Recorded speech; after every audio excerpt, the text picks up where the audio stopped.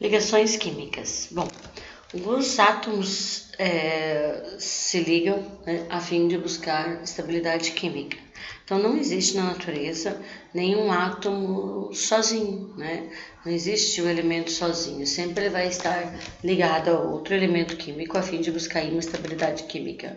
Por quê? Porque nenhum átomo, né, ele tem 8 elétrons na sua última camada, a não ser os gases nobres. Então, os gases nobres já têm esse nome em razão de ter esses 8 elétrons na última camada e assim, né, atingirem assim a teoria do octeto, que diz que todo átomo, para ter estabilidade, deve ter 8 elétrons na última camada, né? Então a sua última camada completa com 8 elétrons. Alguns átomos se satisfazem com apenas 2 elétrons na última camada, como hélio, hidrogênio, né? Mas a maioria dos elementos representativos, né, precisam de 8 elétrons para estar estáveis. Então, só os gases nobres, que possuem esses 8 elétrons na última camada, portanto, são estáveis. O resto dos elementos químicos, ali estamos falando dos elementos representativos da tabela periódica, família 1A, 2A, 3A, 4A, 5A, 7A, 6A, 7A, todos eles buscam uma ligação química com outro átomo a fim de ter aí uma estabilidade química. Então, neste caso, né, na maioria das vezes, os átomos que perdem elétrons, né, são os átomos da família 1A, 2A e 3A, e os que recebem elétrons da família 5A, 6A e 7A. Existem dois tipos de ligações químicas principais, né, que é a ligação química iônica e a ligação química covalente, né, também chamada de ligação química molecular. Aí tem também a ligação química metálica, tem também a ligação química covalente dativa, mas as principais que a gente vai falar aqui são a covalente dativa, a covalente e a ligação iônica. Na ligação iônica, átomos perdem elétrons e átomos recebem elétrons. E os envolvidos nesse processo são a família 1A, 2A e 3A, que perdem elétrons para a família 5A, 6A e 7A. Nessa ligação iônica, acontece da seguinte forma: um átomo doa elétron e outro átomo recebe elétron. Então, essa ligação ela acontece por diferença de eletronegatividade, né? Normalmente são metais ligando-se a átomos amentais, lá da família 5A, 6A e 7A, certo? Ligação de sódio e cloro, por exemplo, né? O clássico é cloro e sódio. Então, o sódio tem um elétron na última camada, o cloro tem 7. Então, o cloro está apto a receber um elétron, ficar com 8 na última camada, e o sódio com apenas um elétron na última camada, doa esse um elétron. Dessa forma, a camada anterior dele já tem 8, né? Então, ó, percebam que, ó, que a camada anterior, que é S e P, já tem 8. Ele perdendo esse um elétron, então ele vai ficar com 8 na última camada. E o cloro, na sua última camada, tem 7. É muito mais fácil ele ganhar 1 do que perder esses 7, vai ficar com os 8 da camada anterior, tá? Então, eles fazem essa ligação química, né, a fim de buscar aí a estabilidade. Então, aí dessa forma, a gente vai formar, então, o cloreto de sódio. A regra prática, né, para esses compostos iônicos é que a carga de um se torne o índice do outro, ou seja, quantos átomos irão formular, né, esta fórmula química. Então, veja bem, por exemplo, né, o sódio lá, ele tinha carga mais 1, o cloro também tinha carga menos 1, então era um átomo de cloro para um átomo de sódio, ok? Ligação covalente ou molecular. Na ligação covalente ou molecular, a principal característica dessa ligação é o empréstimo, é o compartilhamento de elétrons. Então, eles compartilham elétrons a fim de buscar estabilidade. Ou seja, os dois átomos ou 3 envolvidos estão compartilhando aquele par de elétrons, né, a fim de buscar ali a estabilidade, tá ok? E os envolvidos nesse processo, nessa ligação química covalente, são os ametais, semimetais e o hidrogênio. Então, família 4A, 5A, 6A, 7A e hidrogênio, tá? Os pares de elétron compartilhados são contados para os dois átomos ligantes. Tá? Então, essa é a ligação química covalente normal. E quando cada um dos átomos ligantes contribui aí com um elétron para a formação do par. Consideremos como primeiro exemplo a união entre dois átomos do hidrogênio, né, formando aí o gás hidrogênio. Então, eles compartilham um elétron, formando aí, então, uma ligação química covalente. Então, a fórmula eletrônica, fórmula estrutural e fórmula molecular. Consideramos como segundo exemplo a união entre dois átomos do elemento nitrogênio. Então, nós temos ali o nitrogênio, que possui 5 elétrons na última camada, então ele precisa de 3 elétrons, ele junta com outro nitrogênio, formando assim o octeto dele, né? Deixando o octeto completo, estão emprestando 3 elétrons. Ora um fica com os 3, ora outro fica, e ficam ali naquele empréstimo com os 3 elétrons. Então aqui é a fórmula eletrônica, aqui é a fórmula estrutural e aqui é a fórmula molecular. É bom lembrar que aqui nós temos uma ligação tripla, né? Então tem uma ligação tripla, toma cuidado que tem muitos alunos que querem colocar aqui N3 na fórmula molecular. E é 2 átomos de nitrogênio envolvidos por uma ligação tripla. Consideremos como terceiro exemplo a união entre 2 átomos do elemento hidrogênio e um átomo do elemento oxigênio. Então nós temos ali um átomo de oxigênio com 2 de hidrogênio, vai formar ali a ligação química formando a água, né? Fórmula estrutural plana, eletrônica e a molecular. Neste caso, o oxigênio tinha 6, com um de um hidrogênio e outro vai dar 8 elétrons na última camada. O oxigênio que é 2, então ele ficaria emprestando o hidrogênio que é 2, ficaria emprestando 1 do oxigênio, formando 2 também para cada hidrogênio. Se apenas um dos átomos contribuir com os 2 elétrons do par, a ligação será covalente dativa coordenada. Então essa ligação é indicada por uma seta, né? Atualmente não é mais uma seta, é só um traço, que sai do átomo que cede os elétrons, chegando no átomo que recebe esses elétrons, através de compartilhamento. Tá? Essas moléculas de ligação dativa normalmente são o CO2, né, que é o dióxido de carbono, o SO2 e o SO3, são as moléculas que mais aparecem aí em vestibular. Desobediência à regra do octeto. Então, existem alguns átomos que não precisam da regra do octeto para se satisfazer, como é o caso do berílio, que com 4 elétrons na camada de valência, ele fica estável, né? Tem também o boro, que com 6 elétrons na camada de valência também fica estável, né? Então, dessa forma, ele faz a ligação com o flúor, ficando estável ali apenas com 6 elétrons. Átomos que ficam estáveis com 8 elétrons, com mais de 8 elétrons na camada de valência. Normalmente vai aparecer para a gente em vestibular o hexafluoreto de enxofre, que fica estável com 12 elétrons, e vai aparecer o pentacloreto de fósforo também, que fica estável com 10 elétrons, tá? Átomo que fica estável com número ímpar, no caso o dióxido de nitrogênio. O dióxido de nitrogênio fica estável com apenas 7 elétrons na última camada, tá ok? Porque, na verdade, ele está fazendo uma ligação do tipo dativa, né? Então, por isso que ele fica estável. Compostos dos gases nobres. Atualmente, né, estão fazendo em laboratório esses compostos que expandem o octeto do xenônio. Né? Então, aqui ele aceita 10 e aqui ele aceita 12 elétrons na última camada, expandindo aí seu octeto. A geometria molecular. Então, esses átomos, ao se unirem, formam, então, ligações, formam, então, geometrias moleculares, né?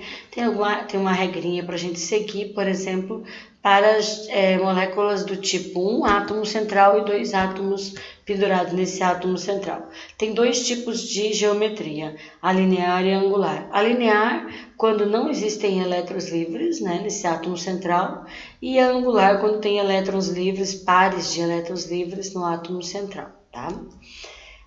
Há moléculas do tipo... 2 tipos de moléculas para um átomo central e 3 átomos pendurados, né, ligados a um átomo central. Por exemplo, nós temos aqui o bromo, berílio, né, com os flúor, né? Então aqui ele aceita...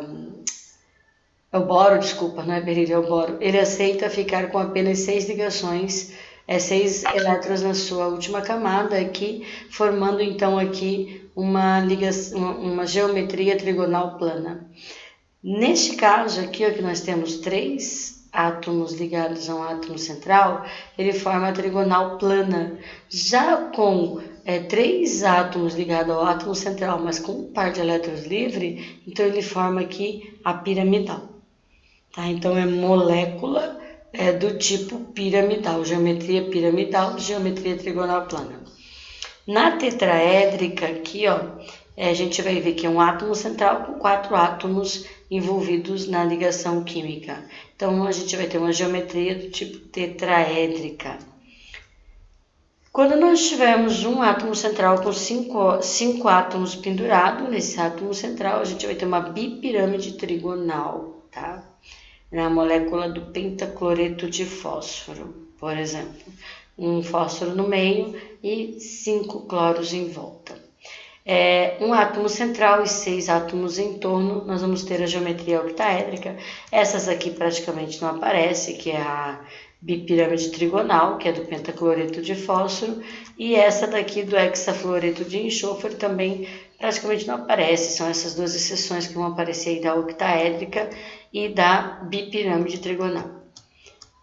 Ligações polares e apolares. Na ligação polar,